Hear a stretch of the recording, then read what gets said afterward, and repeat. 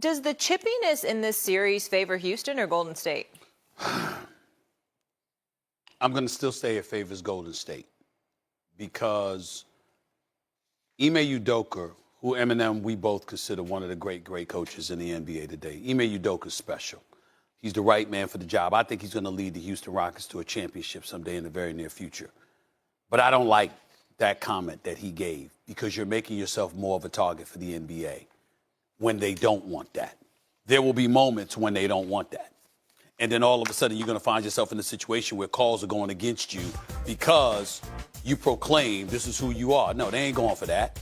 Like when you look at Jalen Green and what he did yesterday, yeah, it was some acting on the part of Draymond Green, no doubt about that. But that doesn't negate the fact that it warranted the flagrant against Jalen Green that he received, because why are you throwing that elbow? You got to think about that. Amen Thompson and how he undercut Jimmy Butler, that was not intentional. He got pushed in them. We understand that. But the point is that come playoff time, particularly against a great shooter and finesse player like a Steph Curry, and a great coach like Steve Kerr, and a great facilitator like Draymond Green, who know how to put Steph Curry or assist Steph Curry in being in the best situations to really, really exploit the opposition.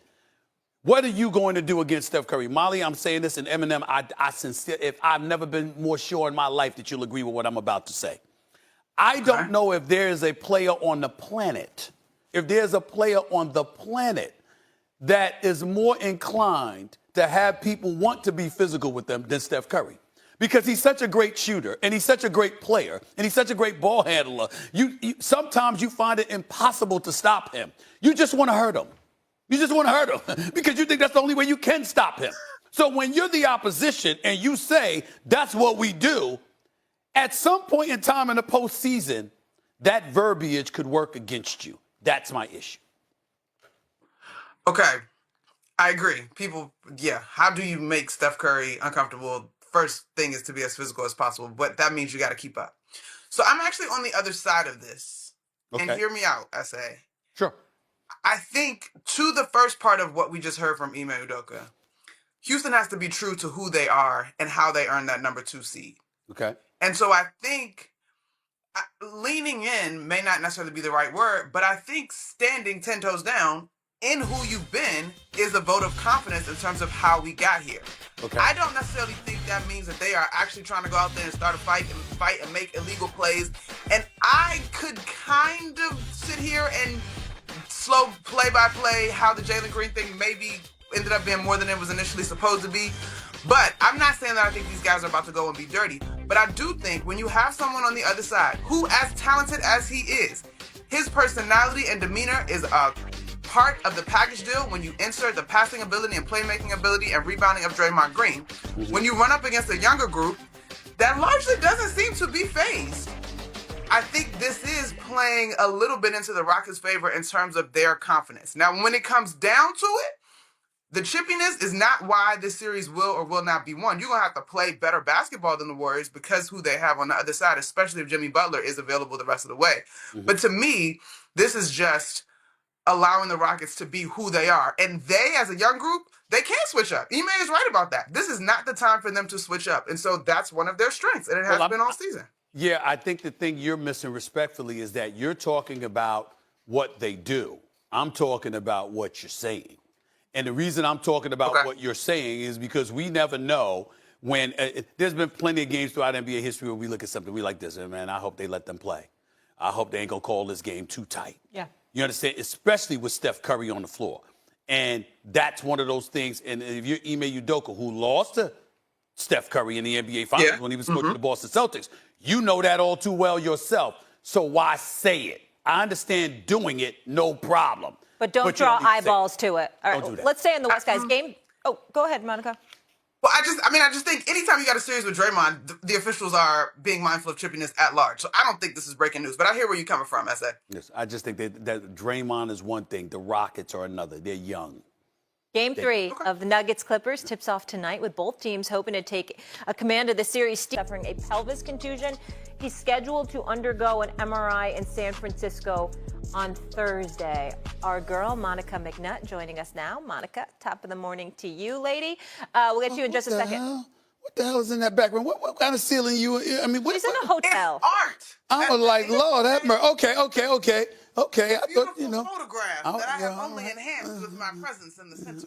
All right, I understand. I was just wondering. I just saw the background. I don't know what the hell's going on. Where's she at? Where's she at? I feel inspired by that art, Monica. So they tell me this: are the Warriors done without Butler at 100%?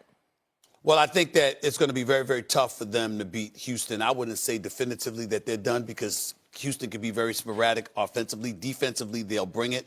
But offensively, it's problematic for them to score at times. And anytime that's an issue for you, you can get beat. So I wouldn't say it's a foregone conclusion without Butler that they would win this series. But I would elevate them to being the favorites to win the series if Butler can't go, which I believe ultimately he will be able to go. Here's what I would tell you if Butler was going. Even if Golden State did get past the first round, you going home next round. I mean, you ain't winning. You ain't beating the Lakers or Minnesota without Jimmy Butler if you're the Golden State Warriors. That I would tell you. With Jimmy Butler, you could be going to the conference finals. Without him, you could go home in the first round, but you definitely be going home in the semifinals.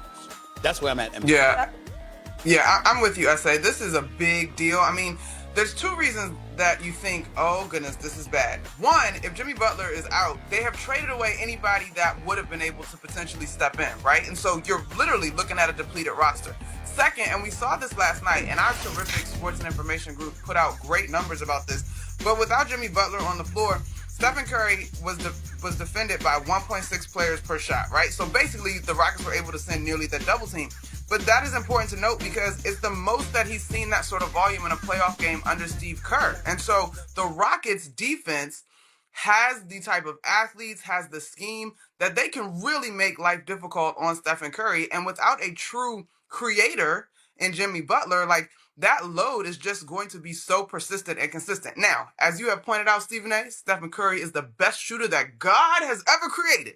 There we go. So I am not going to rule out something unfathomable happening, but I'm looking at the degree of difficulty if Stephen Curry has to carry this, not only the nature of game to game, but also the nature of the series, as he has had to navigate some aches and pains and bumps and bruises down the stretch of his career. You look at that Rockets group, they are largely young, healthy, and they play with a tremendous amount of energy on the other side. So this could be big time problematic. It could be a big time problem, but I just don't see Jimmy Butler being able to walk off the basketball court.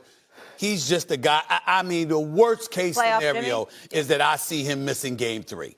That's the worst case scenario. Well, I can't see him being out longer than that. Not Jimmy Butler. He's just too rough. He's just too tough. Monica? I just don't see it. Yeah, I agree. If he can go, he's going to go. But then I guess the next level of this question is like, what percentage of Jimmy Butler do you need? And even last night, to be fair, I think it was a dozen at one point in the fourth quarter. The Warriors were in striking distance, even though all the numbers bear out that they barely survived the time that Steph Curry wasn't on the floor last night. I just think it's fragile. I mean, we keep saying, and it's true, there's two sides of the coin, though. We keep pointing out the inexperience of some of these young teams that were able to clinch these high seeds, Houston being one of those that is a centerpiece. But on the flip side, while experience does give you a ton of confidence, it also translates to lots of mileage, and you just wonder about the nature of a series in terms of those quick turnarounds. Now, the good news is this next game is not until Saturday.